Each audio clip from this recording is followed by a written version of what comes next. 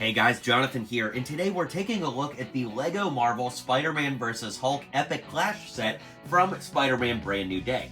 I actually bought this myself. LEGO didn't send this one to me early to review. A lot of my LEGO Marvel sets, that is the case, but for some reason LEGO didn't send me this one, so I bought it myself.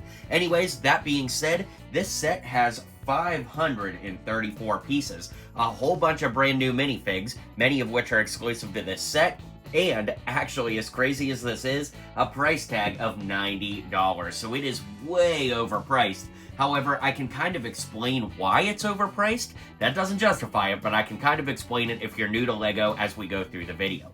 That being said, overall, I don't hate this building. It's just kind of boring that it's just a big, tall, gray building with not much going on inside and certainly not much going on outside. Of course, as of this video, we've not seen Spider-Man Brand New Day yet, so it's hard to say how accurate this may or may not be, but at this point in time, well, it is what it is. So let's go ahead and start breaking down the set, then we'll take a look at the minifigs and round it all out. So as we walk through the building floor by floor, let's take a look at the hot dog stand up first. On its own, honestly, this isn't a bad, little side build, but I don't really understand why it's here. I guess maybe in the context of the movie, this will be very important, but I honestly could see it just being like LEGO needed to throw something in. And I also have a little theory that the Punisher coulda, shoulda, woulda been in this set, but LEGO had to take him out, so that's why we just got like a random person included here. The minifig itself we'll take a look at in a minute, but the hot dog stand does have wheels so it can roll, and you get some really nice stickers here. New York's Best Hot Dogs, established 1962, aka the founding year of the webhead himself. And then, of course, you've got Amazing there, another reference to Spider-Man. And I'll just lift this off for a second so you could see inside there where we've got all the hot dogs and the buns. And then it's actually a pretty cool construction, the way it can kind of support its own weight, if you will, with that little roof piece. You've got your condiments and your drink there, and of course the pull handle. So it is a fun little side build, but certainly I will be surprised if it's like integral to the movie. I think they just added it because it's very New York. So moving down to the street level, you can see we've got a little bench here. We've got some pigeons, which are nice additions, very New York feeling. And then if we zoom in, it's a little hard to see with stuff all around, but you can see that we've got references to pretty much every Spider-Man movie previously. Maybe if I kind of move the bench a little bit, you can see, but we've got Delmar's Deli Grocery in there. We've got the We Believe Mysterio graffiti on the wall. Of course, you've got the Daily Bugle there with J. Jonah Jameson and Tombs Salvage with a little vulture or like dodo thing looking there. So lots of great references to the MCU Spider-Man lore.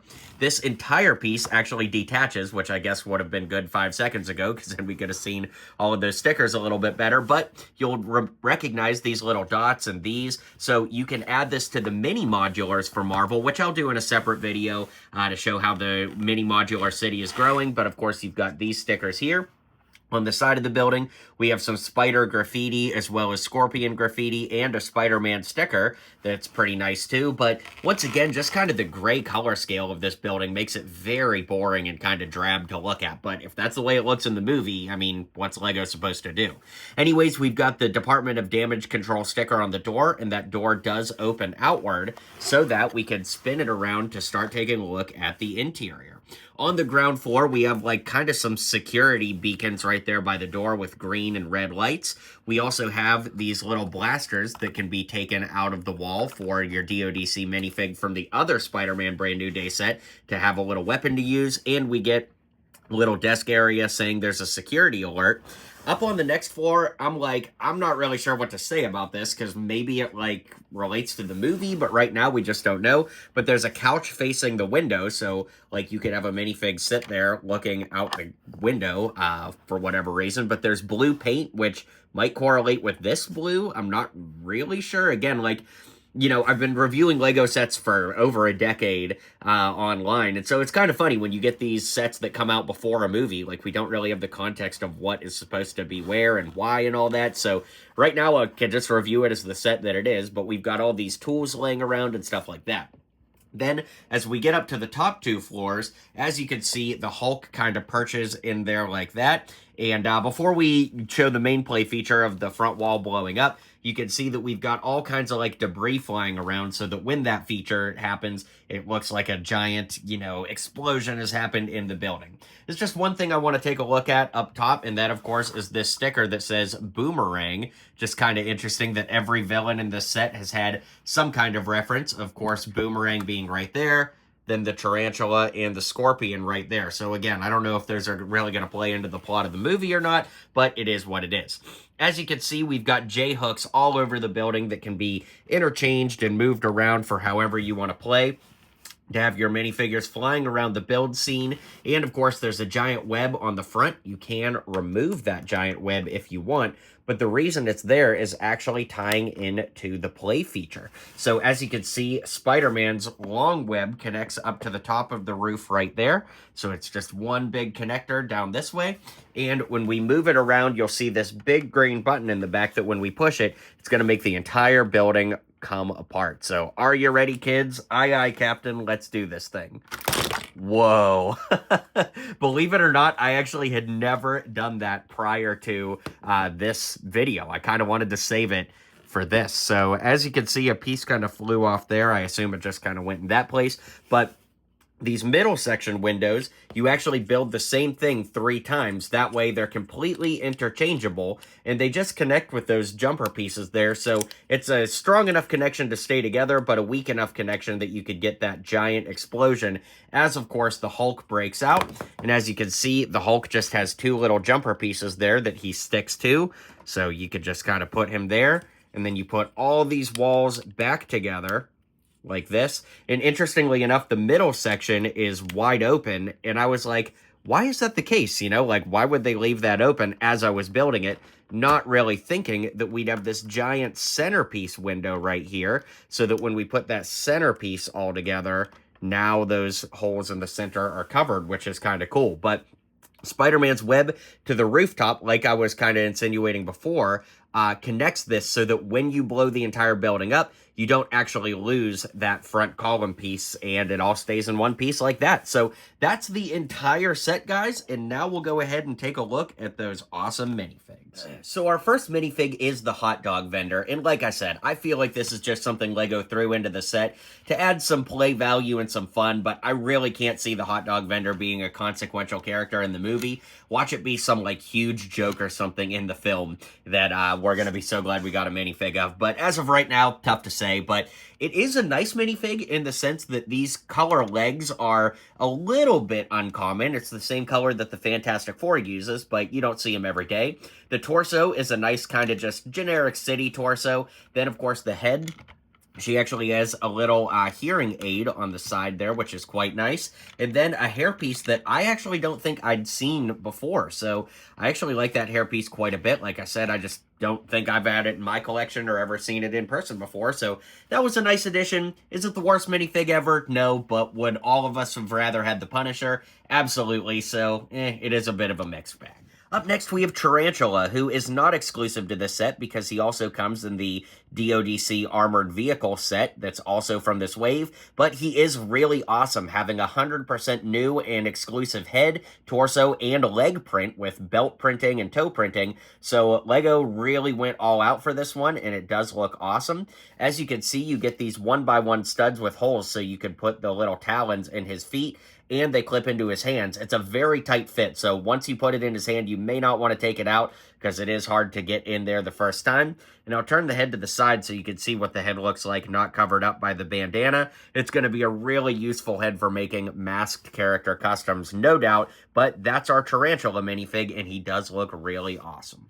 All right, up next, we've got Boomerang, who is a phenomenal minifig in his own right, making his not only exclusive appearance in this set, but our first ever LEGO Boomerang, and probably the only one, considering he's a pretty obscure Spider-Man villain, and I can't believe he's in the movie to begin with, let alone getting a minifigure that has a brand new head, torso, and even leg printing, guys. I can't believe he's so detailed, and it's really cool, but, like, It's just so strange to me that, you know, we went years without getting detail on minifigs, and now obscure Spider-Man villains are getting head-to-toe exclusive prints. But hey, I'm so here for it. I'm not complaining. I'm just pointing out how awesome it is. We get 2 boomerangs that attach to his back and a third included in the set that he can hold, which is very nice. The head print is awesome.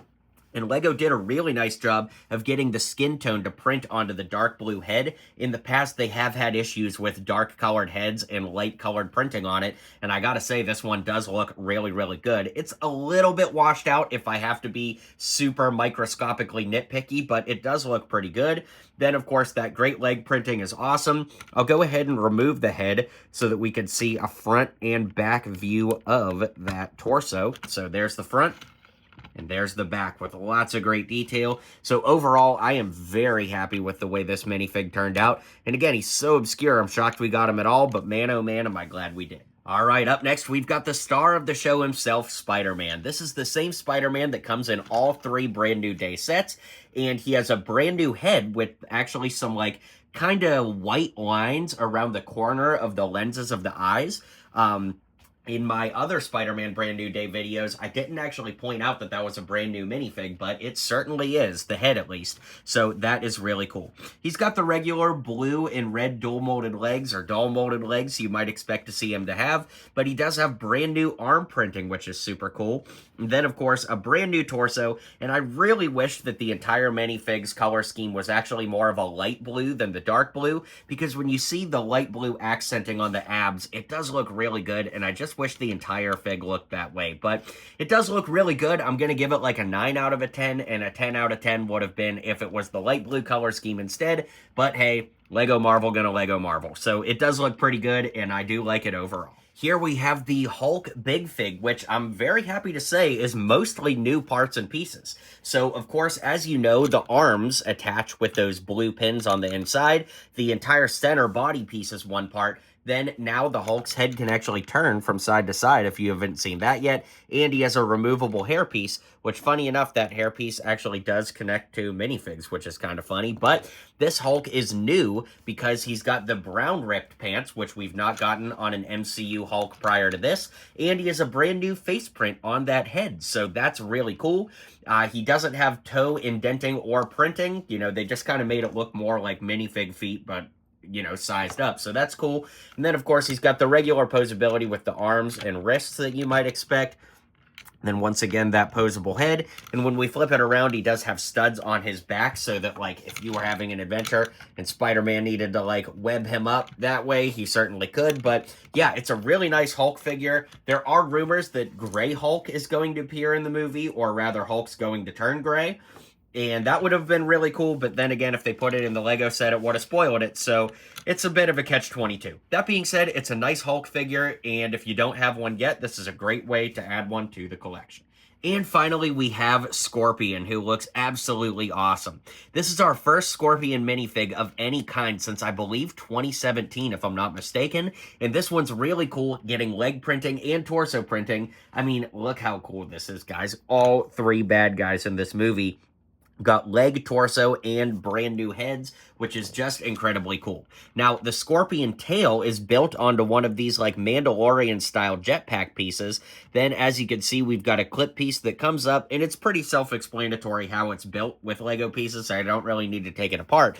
But what is nice is it has a pretty nice range of motion over the figure, too. So, I mean, it can literally touch his toes over his head, which is really cool. So, it's a very nice-looking figure. I'm not sure in the film if he's going to have his helmet or not. It would be really dumb if he doesn't, because, you know, he's got this, like, super suit on. His head should be protected, because it's not like he's a, you know, like a super soldier or anything like that. So I really think that he should have his helmet, but as a minifig goes, they definitely got his likeness down, and I think it looks really good overall. Got a lot of great printing on that torso and legs that would be awesome for, like, an Amazing Spider-Man 2 Green Goblin custom or something like that. But overall, a great, phenomenal looking minifig and a great addition to the old Lego Marvel lineup.